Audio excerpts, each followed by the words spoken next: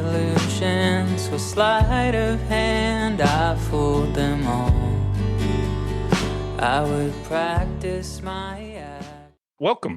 Another episode, If It Be Your Will podcast. We're trudging along here in season 6. We've only had 2 episodes out so far.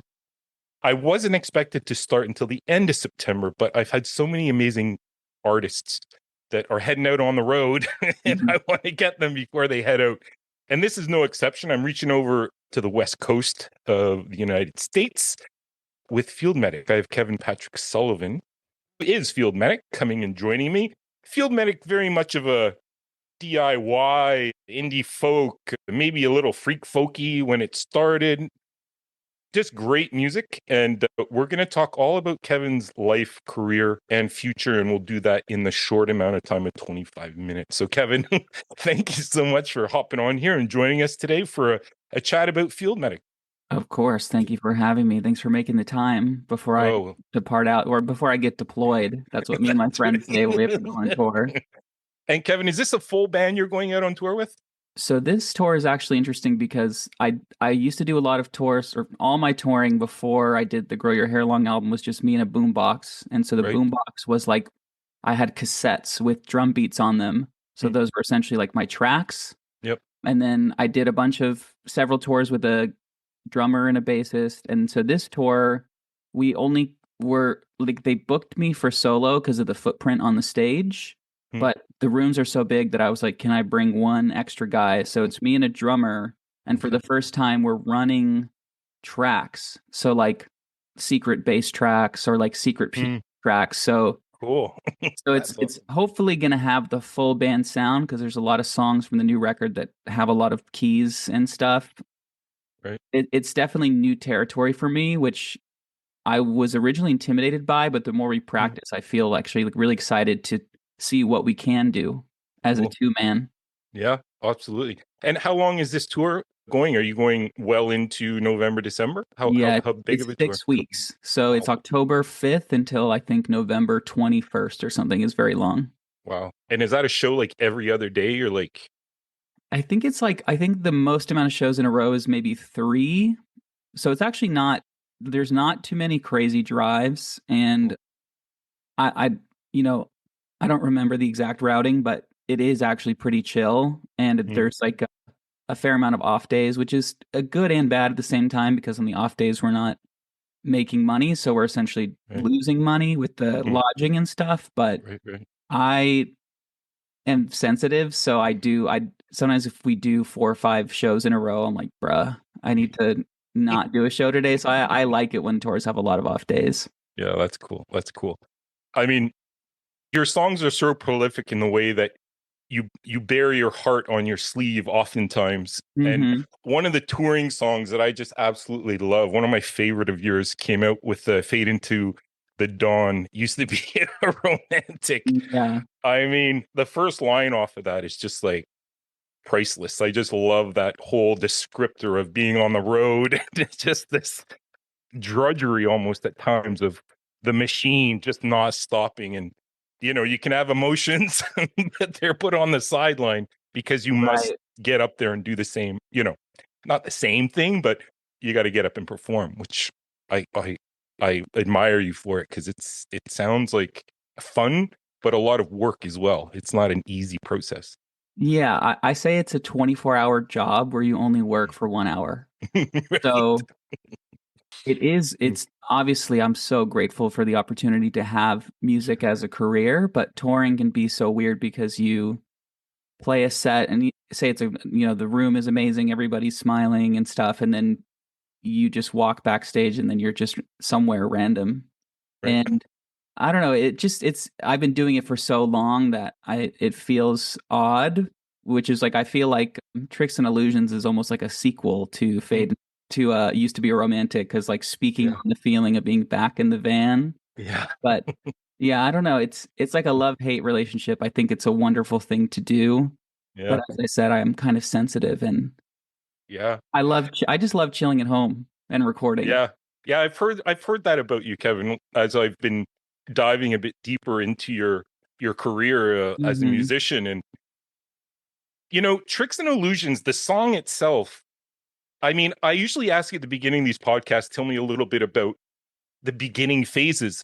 Uh-huh. Shit, listen to Tricks and Illusions. It's like your journey so far, it seems, in a Yeah. song, 5.5 minute song.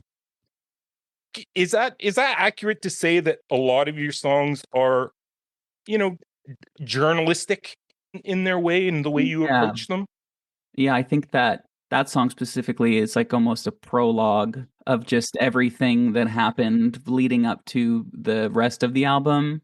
Right. And I'd say that, so my old band used to be called Rin Tin Tiger, and I used to be really obsessed with Bob Dylan, and I still love Bob Dylan, but Mhm. at that time in my life, all of my lyrics were extremely cryptic. I would try to encrypt every single feeling I was having to be this sort of incomprehensible word salad. Mm. And I think that just over the years, I've just become more and more blunt. And I think part of that is because when I first started touring solo, I would be opening for these bands, and I had some songs that were a little bit blunt while also being vulgar. I have this song called OTL where I talk about like railing pills, or I have a song called Glitter where I talk about like doing cocaine with strippers, which was kind of like a joke ish feeling for me. But Mm. when I would play those songs as the solo opener, everybody would react. Mm. The crowd, that they didn't know me, and obviously they Right. weren't reacting to the deep, intricate, poetic, whatever stories I Right. was telling. So I feel like, based on what I experienced as a performer, I started injecting a little bit more of that reality into the lyrics. Yeah. And then, yeah, and I think I used to be really inspired by this, and I still am, but Nick Drake has this lyric where he says, if songs were lines in a conversation, the situation would be fine. And I used to have a really hard time actually talking about what I was dealing with or struggling with people in my life. And I think that as I've gotten older, it's much easier for me to communicate how I really feel. And then somehow that is in the songs as well, where I just start saying exactly what's going on. Right. Mhm. Which I've talked to many artists, and I mean the bravery of musicians, because you are revealing a ton of stuff about yourself, maybe, explicitly or inadvertently. Mhm. How do you get to that, Kevin? How do you, like, when you were first starting to write these songs, like, I think like Power of Love was maybe something that you were alluding to, or is a little funner, a little more beatboxy, like in Yeah. your beginning Mhm. phases of starting. How do you slowly get to opening your heart up so much and revealing so much of yourself in these songs that you create? I think that, so early on in the Field Medic experience, so the first EP, Crush Pennies, is very much the same kind of writing that I was talking about with my old band, because those songs were actually songs I wrote for the band that just didn't make it. And then I started doing what is called full-time freestyle, where I would just I would make up songs on the spot. I put out this EP called Fuck You Grim Reaper, which is just like live to a weird little like tabletop cassette recorder, and exploring more subconscious songwriting. Mm. And around that same time is when Sun Kill Moon put out that record Benji, Right. where he was just like literally saying the most literal stuff ever. And me and all my friends were like, dude, this is crazy. I didn't know you just talk about the most niche random stuff and somehow it still hits. Mm. And I think the short answer is just that the more I started to reveal in my songs, I would have people come up to me or send me a message online and be like, dude, it really hit when you said insert lyric that is Right. probably the lyric that I'm the most vulnerable about, the thing that I maybe don't want to share. And I think that when I go to that place that feels a little bit uncomfortable, it tends to have the best return for the listener, Right. Assuming that the listener feels that way. But there has Right. also been people that are like, bruh, like, why are you saying that? But, that's just, I think that in my art, I like to be creatively brave. I'm not I'm not like a snowboarder or like action. I'm not like a extreme person in my real life, but I think that Right. in my creativity, I like to sort of push the limits and do something that feels a little risky in the way that I Totally. write. Totally. I mean, I think your creativity is off the hook. I Thank mean, you. you're putting stuff out every year, Kevin, like Mhm. full records of amazing songs every year consistently now for a while. What's your process? Like, how do you know when you're onto something with a song? And can you also fill in a little of the gaps of what it is that it starts as? Now, I've listened to you a couple of times, and you say that you usually have your phone recorder on, and you're walking, and you've actually Mhm. shared some of those really cool, like the big hit. Let me get it right. Simply Obsessed, right? You were Uh-huh. talking the song, the story of the song, right? Yeah. Videos. Check all Mhm. those out, people. Kevin does a couple of those, and they're amazing. Can you kind of like give us a little insight into how your songs come to be and when you know that you're on to something or maybe not? Yeah, that's a good question. I think generally speaking, I am thinking about writing all the time. So Mm, I'm not literally writing all the time, but right. I'm always considering songs and considering poems and stuff. I write a lot of haiku. That was like another obsession of mine earlier Mhm, on in the field medic chronology. right. And so songs, there's two modes. Sometimes I just am moved by something. I'm inspired in a moment, and I happen to be with a guitar, and I'm just singing, and it's all coming out. So, for Mm, example, like Tricks and Illusions, I was thinking about doing a story of the song for that, but I don't even really remember when I wrote it. I think I was mm, just strumming these chords and just honestly I was really in that feeling, and I right. just sort of it just came off the top of my head, and I just Mm, was just full-time freestyling it like that technique. And then mm, there's other songs like Simply Obsessed where I was thinking like I want to write this song that's really positive and I want to express this feeling, and so I'm walking around and I'm trying out different melodies and sort of doing lyrics in my head, and then making that mm, first little voice note. And with that song, then I'm kind of sitting there and very much sort of crafting it. It's yeah, like I tend to like I work on music and or songwriting like for at least an hour every day, even when I don't mm, want to. right. So I Get I that really on just you. try to keep the tool sharp because Mm, I like doing it and it makes me feel good to do. So right. there's some level of freestyle, and then there's like a lot of sort of crafting and intentional work. Hmm. And then also I think the most important thing for me is that I'm not precious about it, which is why I release almost everything I write and record Okay. because Right. I think I appreciate them all for what they are. Right. And so I think I just do it. I just do it every day, That's even cool. when I don't feel like it.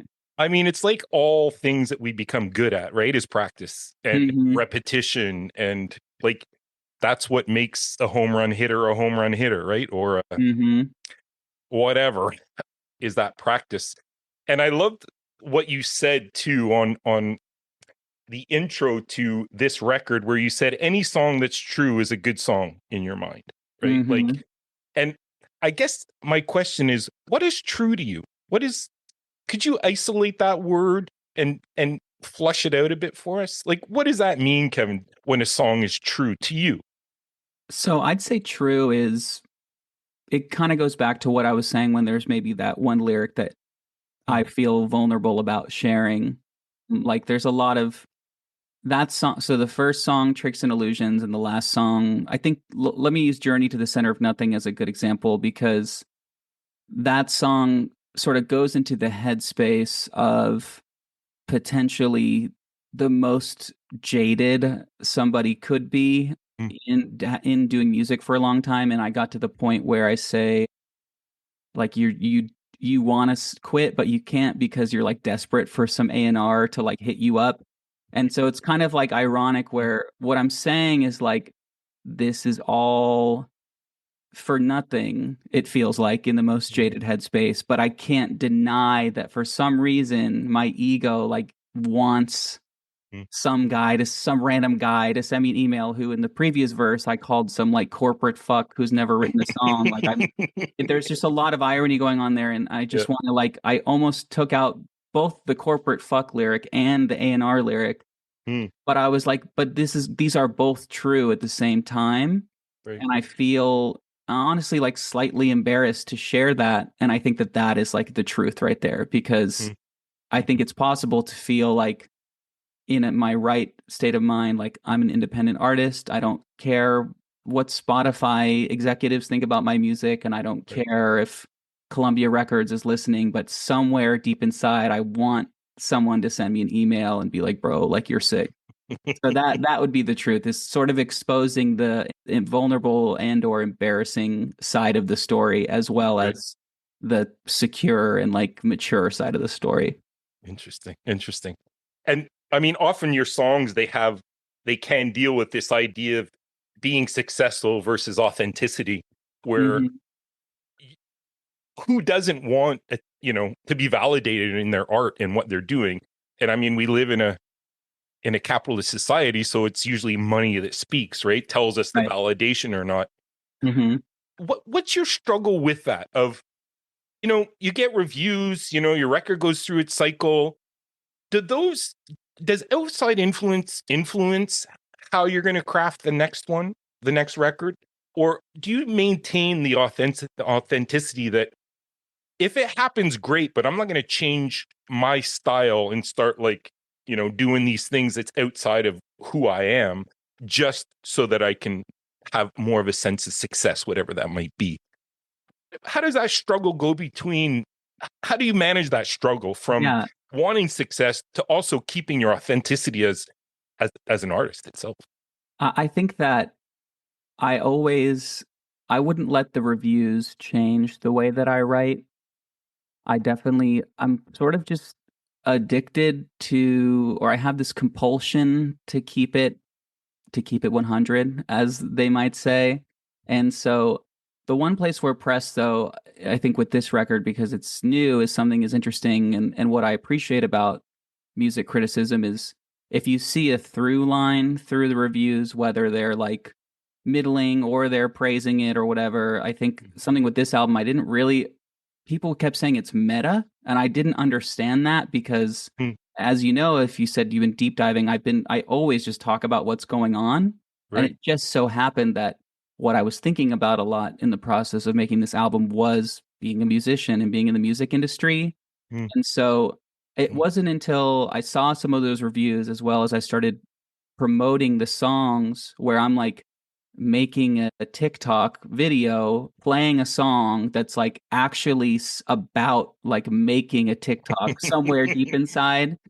And so The layers. So I think it's not going to change the way that I approach the next record, but it is interesting to analyze it from a more objective point of view and see how people could think that it is meta. But yeah, that doesn't really change how I write. It's just I appreciate reading it, like regardless of, obviously I want every review to be like, this is the best thing I've ever heard. But I appreciate when people dedicate, thousands of words to their analysis of it, and it helps me just sort of see the album more objectively, and I appreciate that. So Right.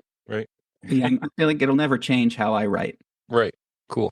That's awesome. I love that answer. And as you've like had this record out now for a little bit, I mean, it just got released, I think over the summer, right, Kevin? It was August 8th, so it's like about a month and a week old. Right. And what's your feeling of the reception of it? Like, are people getting, I guess, let me rewind that question. Are people getting the record the way you intended them to get it? Or are you surprised about how people are receiving this latest record?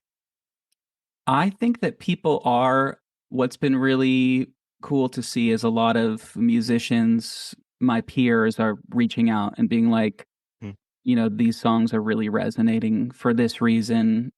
Specifically the first and last song, which are the most like I'm trapped in the game style songs. Yep. But then, there's other people that are not musicians that are just enjoying it as a whole. And I think that people are receiving it the way it is. I definitely have a little bit of post-release confusion right now, because it's weird when we put so much energy and time into this one thing.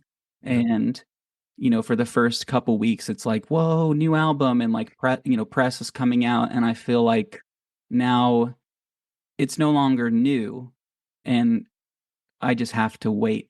And I'm happy to wait. And I think that a lot of times music can take months or years to sort of get into the ears of people. Like even some of my favorite artists put out an album and I might not find the time to listen to it for several months.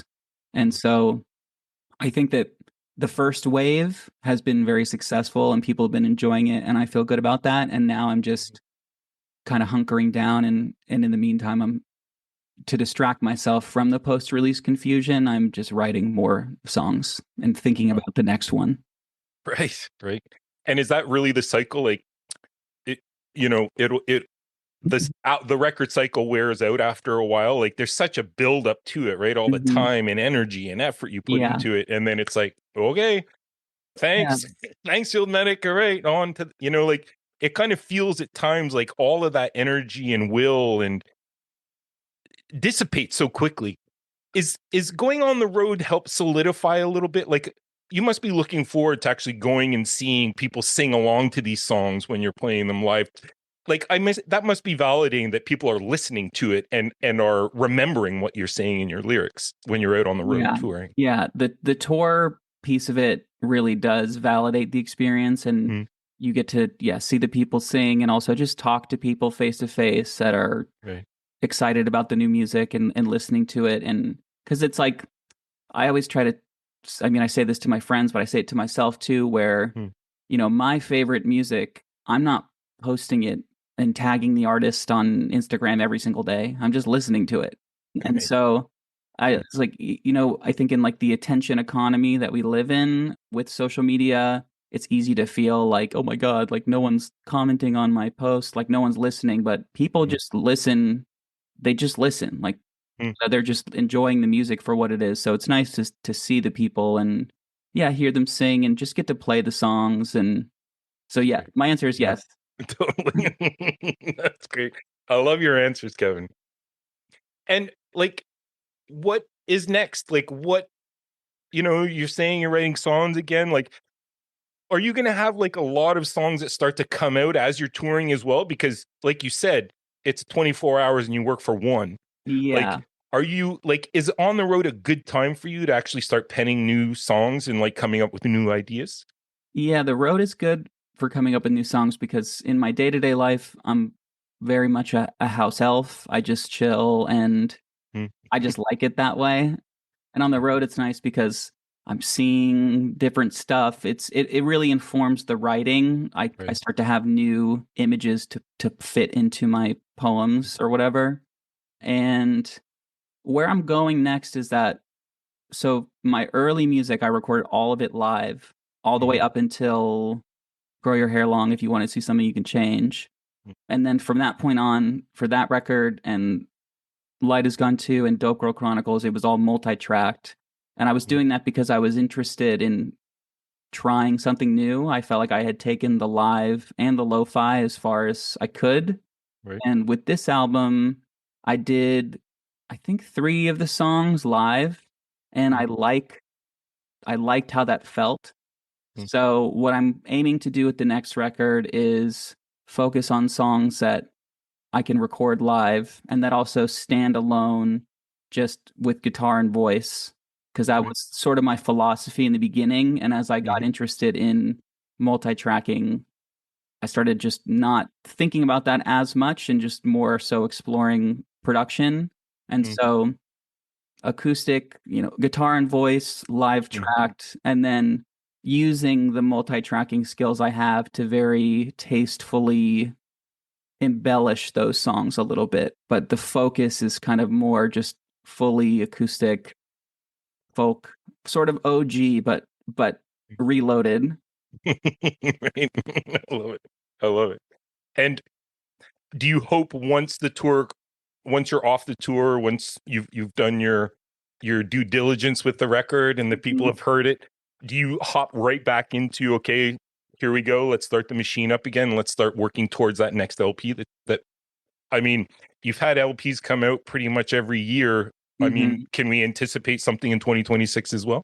Oh, for sure. I have this fantasy of releasing something this winter. I don't think I will, Nice. but that is just something I like to take shelter in when I am suffering from post-release confusion. I'm just like, well, maybe I'll just release some weird, like super lo-fi, scary EP, release it for my own thrill.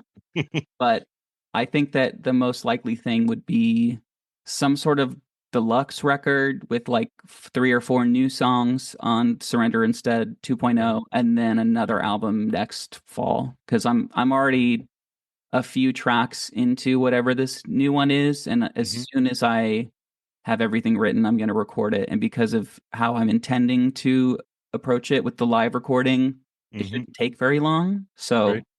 yeah, because you have a 3-take method, right? You exactly. like to record fast, Yeah, I get just it down. I think that it's all about just the feeling of the take more so than the perfection of it. And so yeah, I just do 3, and I'm like, one of these has got to be good. And sometimes none of them are, but in that point, I will wait. I'll stop for the day, and I'll be like, let me go back in like in a week when I'm Right. sort of back in a clear mindset, and then I'll just do 3 more and see. Amazing. I love it, Kevin.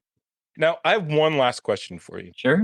Again, thank you for your time, Kevin. This has been such a treat hearing about your journey so far and what's coming down. And you've been doing this for a while, right? I think you started recording with your brother, right? In 2009. That's as far back as I could find. Yeah.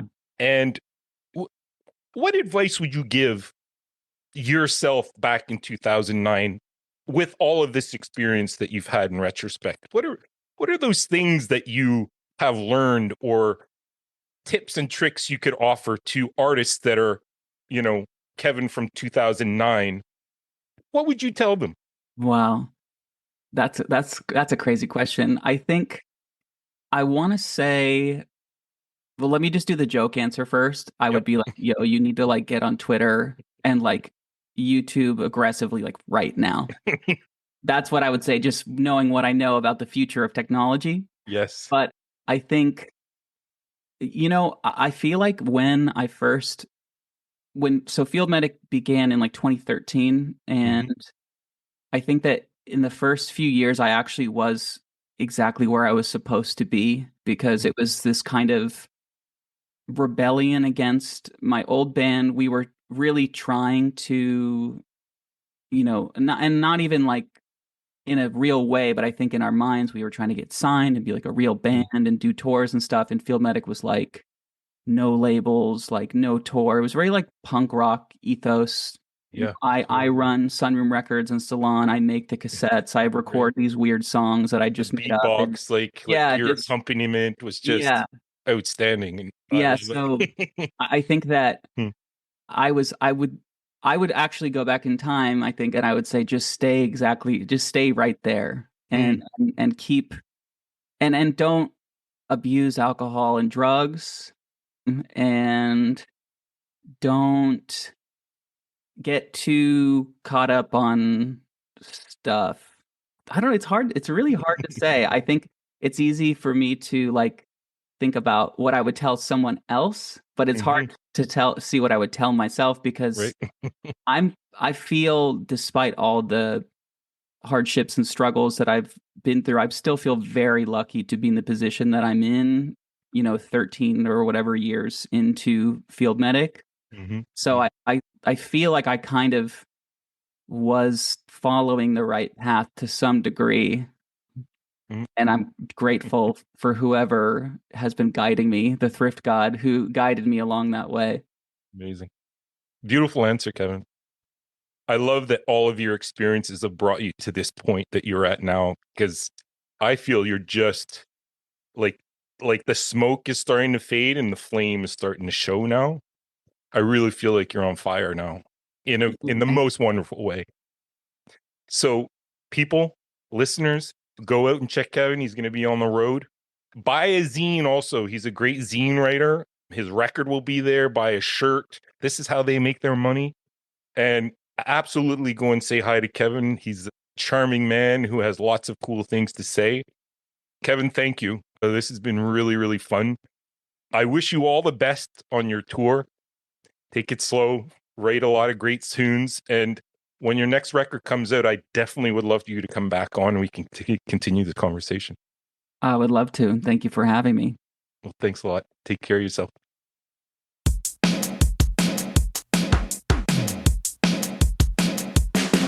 You're a star I can speak to. I want you to see you in the light that I do. I'm simply obsessed with your mischievous smile, your secondhand style. You're my heart's great revival. You deserve happiness. It's such a pleasure to watch you dance in circles around the bedroom, getting dressed to go to the venue. Brilliant no matter what outfit you choose. My heart is gifts to your heart's tune. Your love song finally come true. Kiss your lips in the light of the low moon, swimming in the scent of your perfume. You're a star I can speak to. I want you to see you in the light that I do. I'm simply obsessed with your mischievous smile, your secondhand style. You're my heart's great revival. You deserve happiness.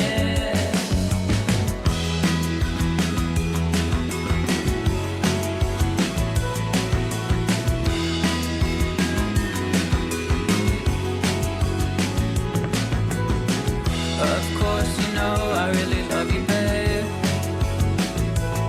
But it goes so far beyond what words can say.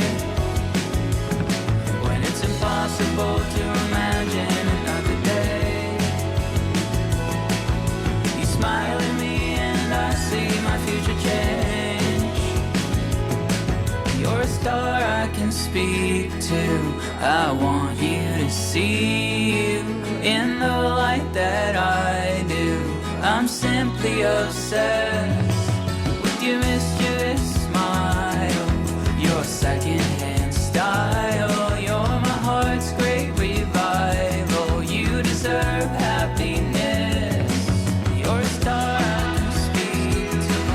I want you to see in the light that I do. I'm simply obsessed with your mischievous smile, your secondhand style. You're my heart's great revival. You deserve happiness. My heart is gifts to your heart's tune. Your love song finally come true. Kiss your lips in the light of the low moon, swimming in the scent of your perfume.